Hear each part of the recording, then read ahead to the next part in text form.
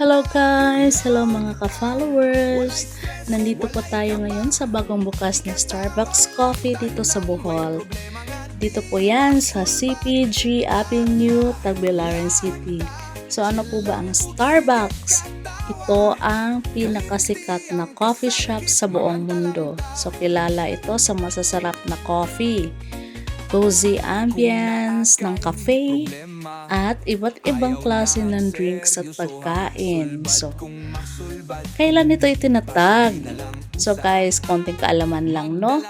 Ito ay itinatag noong 1971 sa Seattle, Washington, United States. Tingnan nyo guys, oh, 'di ba ang ganda? Ang ganda ng location niya guys, kaya bumisita na kayo dito. At dito nyo malalaman guys kung anong klase ng mga inumin dito sa Starbucks guys. Meron silang cafe latte, cappuccino, caramel macchiato, frappuccino, cold brew, at meron din silang mga refreshment guys. At saka mga pagkain kung gusto nyong kumain, no?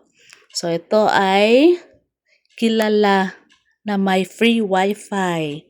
So, maaari kayong mag-aral, magtrabaho, or magkita-kita dito sa cafe. So, no?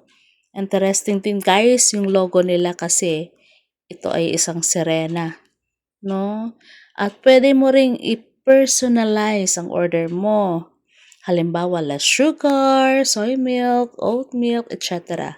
So, madalas itong isinusulat ang pangalan ng customer sa cup. So, yun ang Starbucks, guys. 'Di ba social? So, bisita na kayo dito, guys. Para ito sa lahat. So, top 10 na pinakamasarap na Starbucks drinks, no? Mga secret menu ng Starbucks, makikita nyo dito, guys. So, lahat dito, guys, pwede nyo makita.